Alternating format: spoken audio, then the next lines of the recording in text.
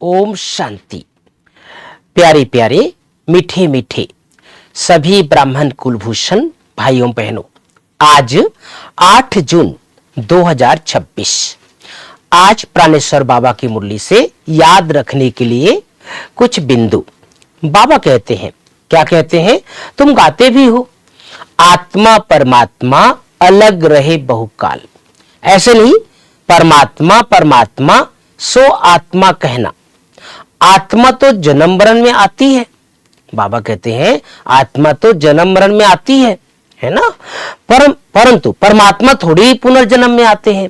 बाप बैठ समझाते हैं, तुम भारतवासी स्वर्गवासी पूज्य थे, ह्यूमैनिटी के पूज्य सब देवी देवताएं थे। दूसरी बिंदु, बाबा कहते हैं बच्चे, मैं संगम पर ही आकर राजयोग सिखाता हूं नई दुनिया के लिए।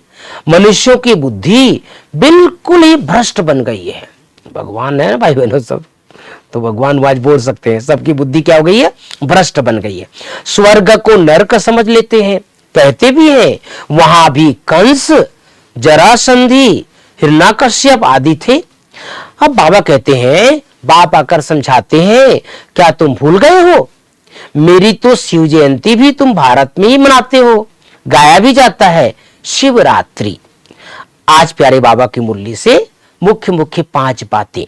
गीत बजा है, नयनहीन को राह दिखाओ प्रभु।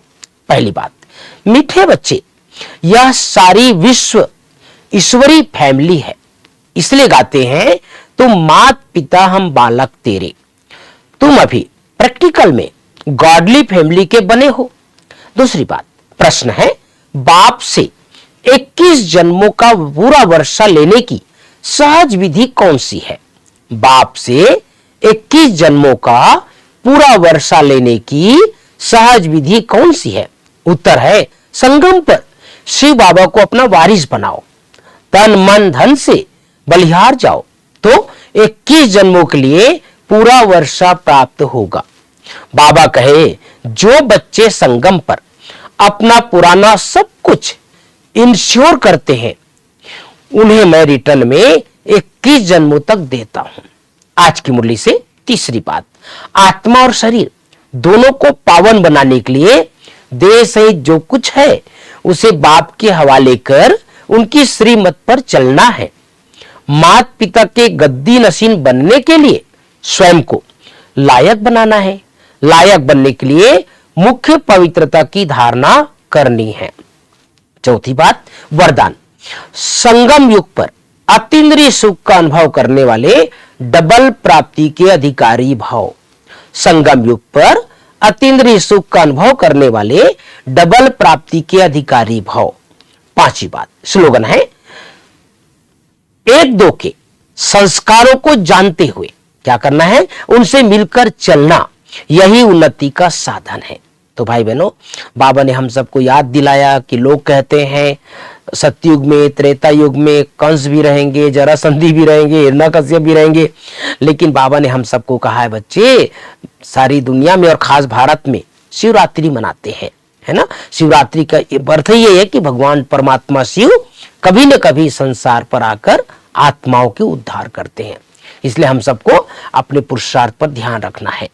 आज हम सबकी प्यारी मम्मा की एक बहुत सुंदर विशेषता, जिसके ऊपर हम चर्चा करेंगे, एक्यूरेट दिनचर्या।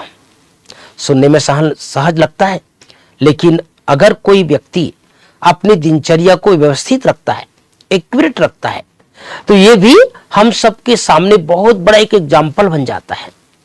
जैसे हम सब अनेक बार सुने हैं दीदी दादियों से, बड़े भाई बहनों से, कि मम्मा का उठने का टाइम, क्लास का टाइम, सेवा का टाइम, लोगों को ज्ञान सुनाने का टाइम, रेस्ट करने का टाइम इतना व्यवस्थित रहता था कि मम्मा को देख करके, उनकी दिनचर्या देख करके लोगों को टाइम पता चल जाता था। एक बार मुझे याद आ रहा है कि जानकी दादी से किसी ने पूछा कि दादी, आप घड़ी नहीं पहनते, लेकिन हर काम टाइम पर कैसे करते हैं, है ना। टाइम पर सोना, टाइम पर क्लास करना, टाइम पर मिलना, टाइम पर अमृत बेला उठ जाना। लेकिन हमने प्रैक्टिकल में देखा कभी बड़ी जानकी दादी को कि घड़ी नहीं पहनती थी, वैसे भी दादियां घड़ी नहीं पहनती थी। लेकिन दादी का एक सुंदर जवाब आया भाई बहनों। दादी ने कहा, मैं भले घड़ी नहीं पहनती लेकिन हर घड़ी को सफल करती हूं। कि तो मम्मा पापा से सीखे हैं ना लोग। तो मम्मा की विशेषता क्या थी? हर घड़ी को सफल करना, अर्थात दिनचर्या एक्यूरेट। उन दिनों तो इतना कोई साधन भी नहीं थे कि अलार्म लगाओ या घड़ी मोबाइल में टाइम लगाओ, लेकिन टाइम पर उठ जाना, टाइम पर क्लास में जाना, टाइम पर सेवा में जाना। तो हम सबको मम्मा की दिनचर्या से या मम्मा की विशेषताओं में से ये सीखने की जरूरत है, जितना हो सके अपनी दिनचर्या को एक्यूरेट रखना चाहिए। मुझे याद है हम शुरू में जब ज्ञान सुर में आए थे भाई बहनों, तो कंपटीशन होता था, क्विज कंपटीशन या भाषण का कंपटीशन या अलग अलग प्रोग्राम करते थे रात को 8:30 बजे से 10 बजे तक। दादी चंद्रमणि हुआ करती थी ज्ञान सरोवर में, तो कभी कभी 10 से ज्यादा हो जाता था। तो दादी कहती थी अब 10 बजे में जा रही हूं। तो दादी का एक सुंदर सा स्लोगन होता था, दादी कहती थी 10 तो करो बस, है ना। तो हम सब ध्यान रखते थे इन दिनों कि दादी के रहते रहते ही सारा प्रोग्राम कर लेना है, नहीं तो दादी उठ के चली जाएगी। तो हमारे बड़े लोग, हमारे पूर्वज लोग अपने अपनी दिनचर्या को बहुत व्यवस्थित करके रखा। हमें भी इस पर विशेष ध्यान देना है। ओम शांति, ओम शांति।